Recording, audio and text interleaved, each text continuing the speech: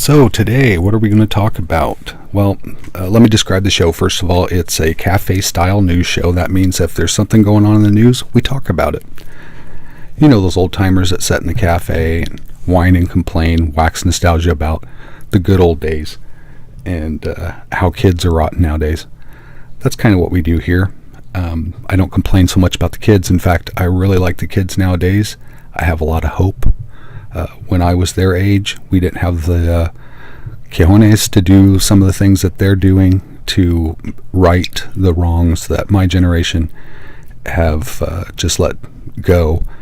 And past generations that are still clinging to life have wrought on American society. So good luck to those guys. And I really like them. And you can stand on my lawn all you want.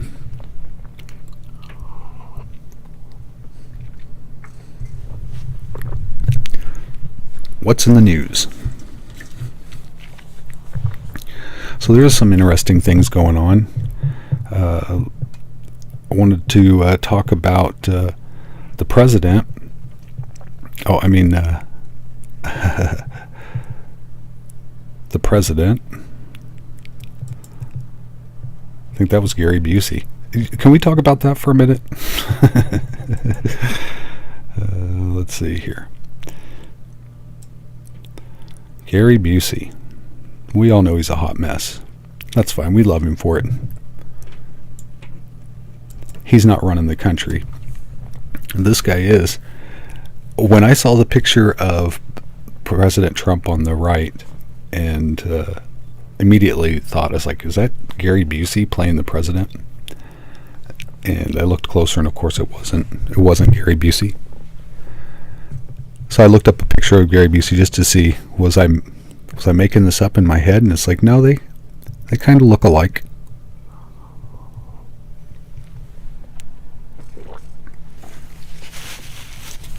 You might be able to say that the picture on the left is like after COVID, and the picture on the right is COVID. So President Trump. He looks like dog shit taco right now. Look at him. Just looks awful. And this is actually a good picture of him. Oh, come on. There we go. There's a little bit of controversy about how sick he is. He says he's okay. We can't believe anything because you know how the world is. We can't take the doctors act like they are not meant to talk to the public. They should have had like a hospital rep talk to, a professional PR person who's great at making BS look like it's authentic. These doctors aren't good with the press kind of BS. They might be good about telling you that you're going to live when you're hinging on the edge of death. And doctors do that because a lot of times a person's mental state can contribute to their outcome. So there was this kind of a gaffe that was, the doctor said that he didn't want misinformation about the president's condition to alter the course of his condition, I guess. So people were really confused by it, and they're like, what does that mean? Well, I think what it means is that they don't want word to get out that it's okay and the president be like, oh, it's okay. This kind of weird feedback that happens. I think that's what they were trying to avert there. I don't know.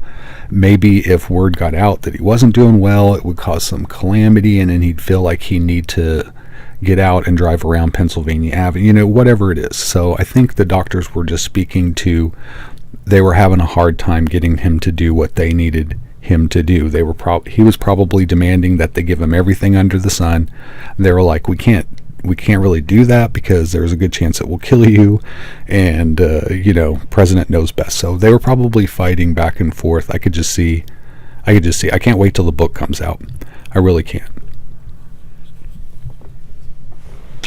It's one of those things where we had a President Reagan, you'll remember, he came really, really close to death.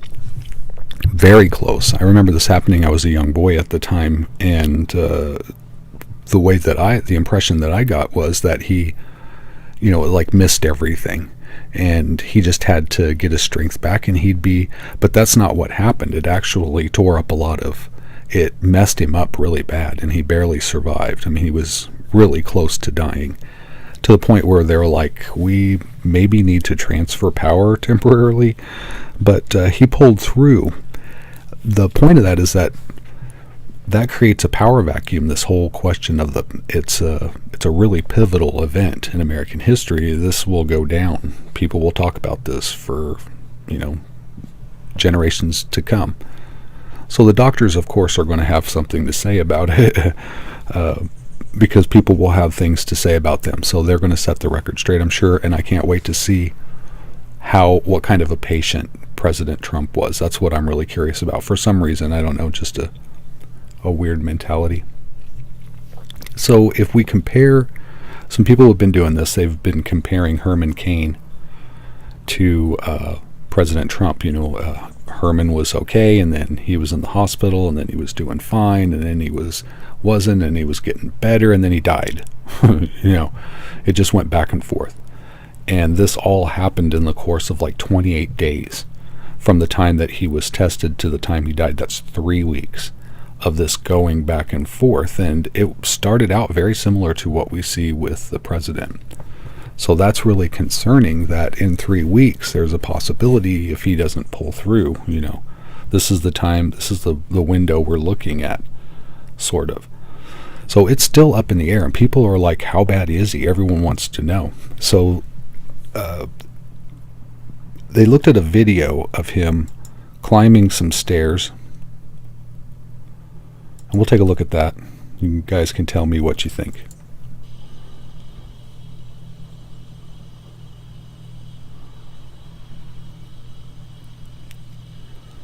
Looks like this is from The Guardian. Looks like he is struggling to breathe. His chest is coming up and down. He's breathing through his mouth, kind of, and trying to draw through his nose, but he's always had problems there, right? The Sudafed.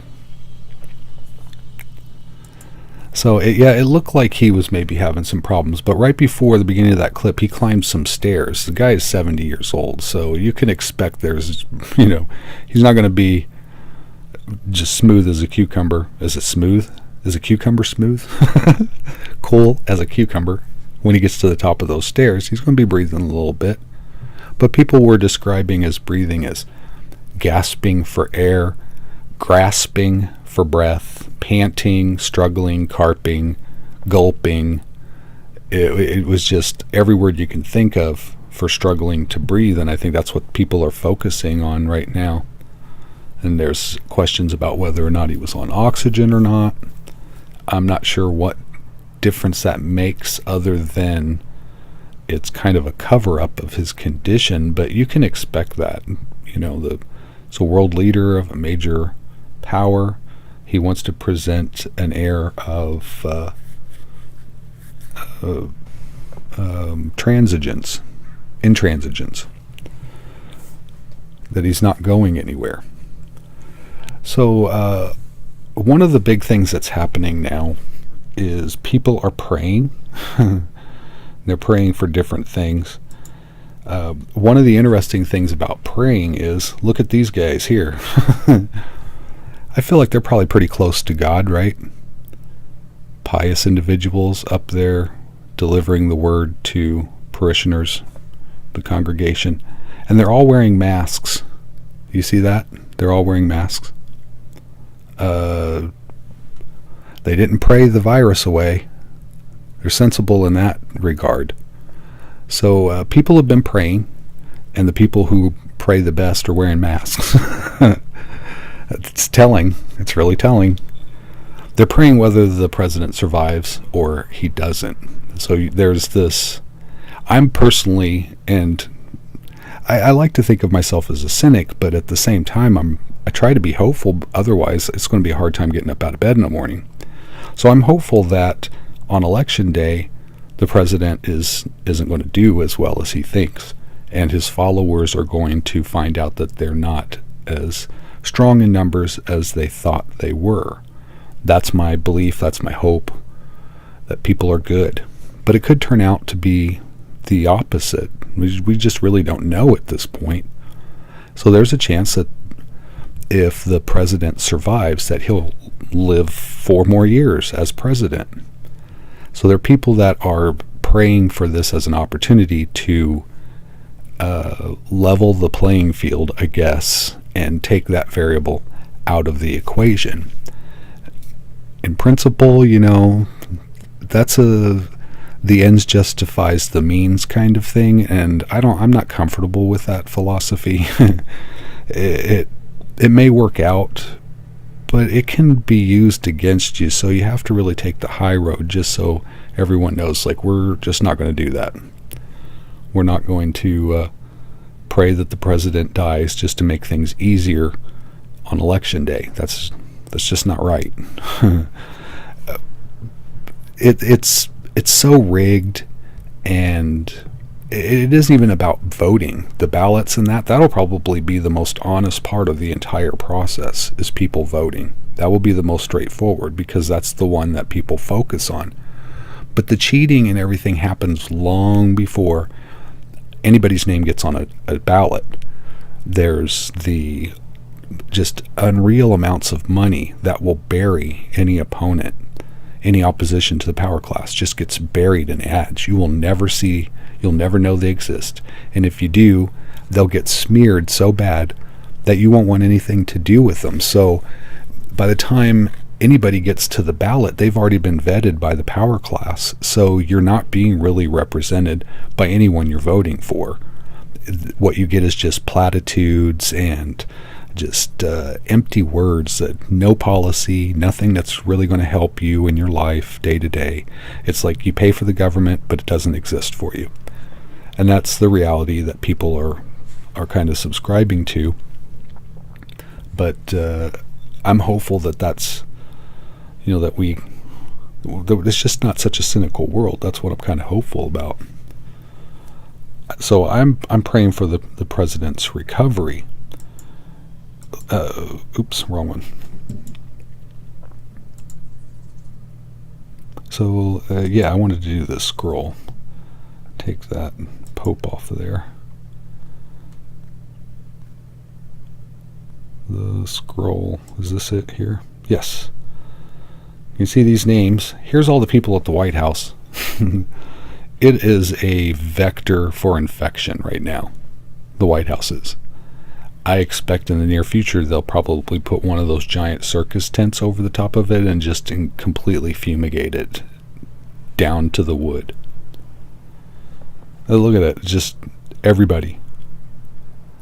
So what's interesting about all these names of people infected in the White House is that these are, by and large, the people who are in support of opening schools, opening states, restaurants, bars, movie theaters, all the places that is going to end up with people getting sick. And we can see from the White House, I would hope that they're following. We all know they aren't, but ideally they would be. So if the White House ideally is supposed to and isn't, how do we expect that from anything else? A movie theater, a restaurant, schools? Can we expect a standard that's higher than what the White House has? So that's just a complete fantasy of opening things up and thinking that's going to work out right. And we've already seen that. Schools have shut down the same day they've opened. Or they've been open for a couple days and then they shut down and everybody's back at home again. And the resources it takes to open school and then close it and open it and close it and open it, you could hire teachers for the amount of money that it takes to do that all the time. So that is just a waste of resources. We need to get our stuff together when it comes to that. We've had all this time since the beginning of the year till now for educators to come up with a long-term plan, because everyone knows this isn't going to go away next year. It's not going to go. It'll probably be another 2 years or so before this starts to whittle down into something that resembles what life was before. And then that may never happen. We just don't know. It's still kind of too early to tell. So that's worrisome. in a way.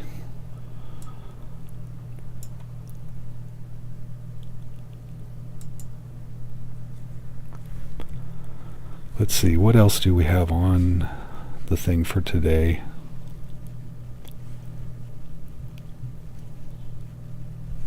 I think that was it. How sick is the president? Is he going to have an outcome that's better than Herman Cain? Hopefully, really hoping he does.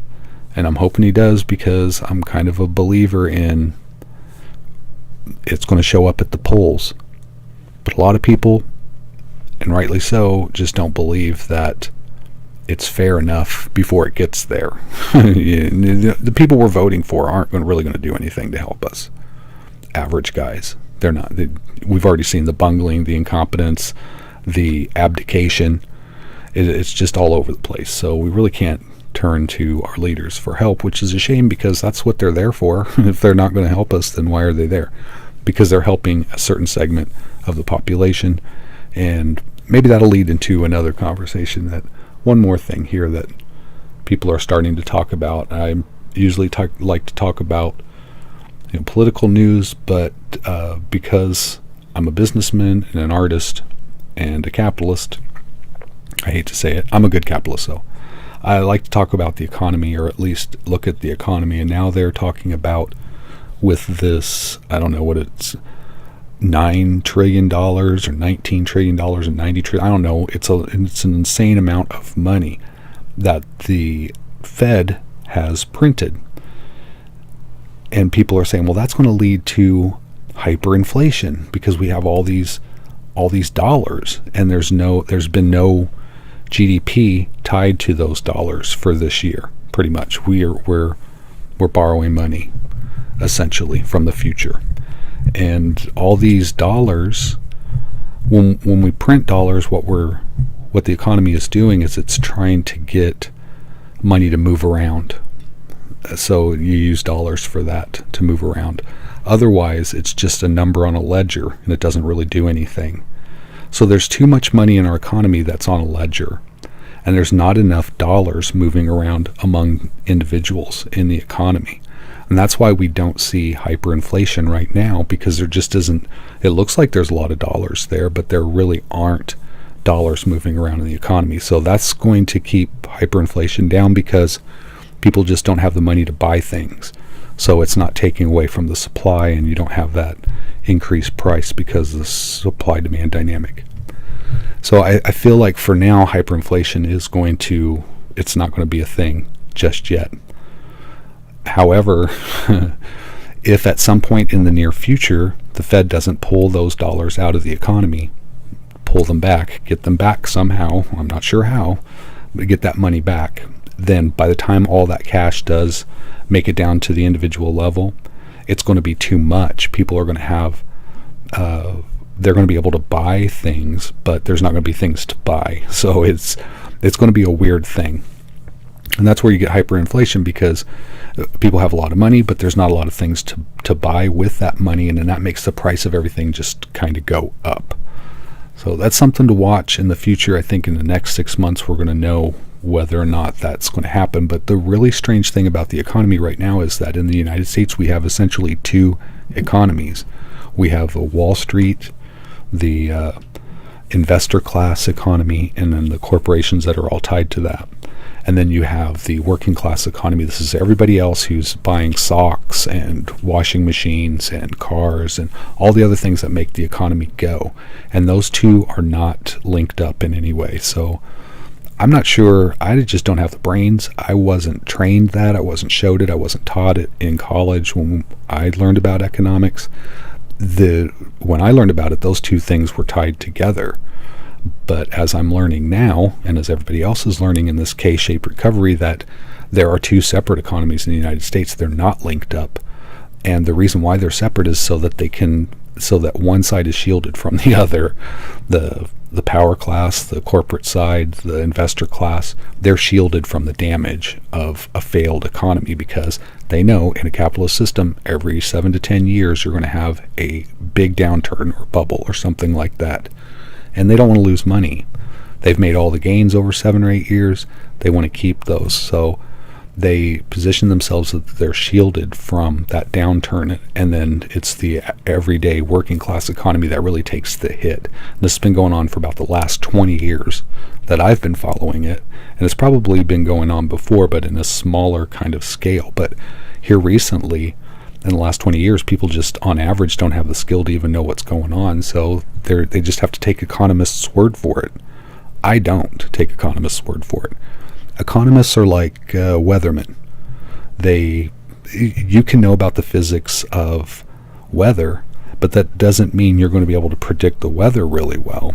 And that's what economists are. They're people that know the pillars, the fundamental dynamics, but being able to interpret that information is really just an art. It's not a science so much, and it requires so much interpretation, and things can turn on a dime. So when our government and our advisors listen to economists, it's a fugazi. It's total fake smoke and mirrors bullcrap. No one believes economists.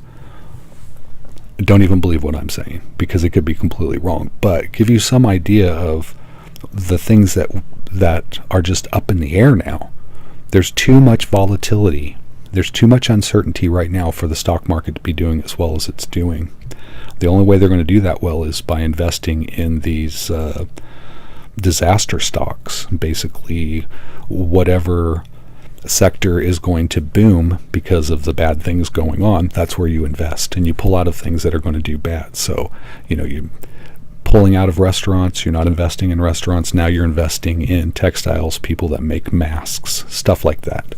So they're always shielded, and they do really well, and then everybody does really bad. So, good luck with that. I'm not sure how that's going to turn out, but it seems like it's not going to turn out very well. So that's, I guess that's pretty much the news for now, for today. If anything happens between now and Monday, because I'll usually do this on Monday. I might have a follow-up on Tuesday, but it'll be like, the week's news. On Monday, you get the whole week. So hope to see you then, and maybe I'll do some art videos in between. I'm trying to get my live feeds up, my view counts up, because right now people don't even know I'm doing this, so I'm pretty much spending my time in here alone. So if you're catching this later, thanks for watching, and let me know how I'm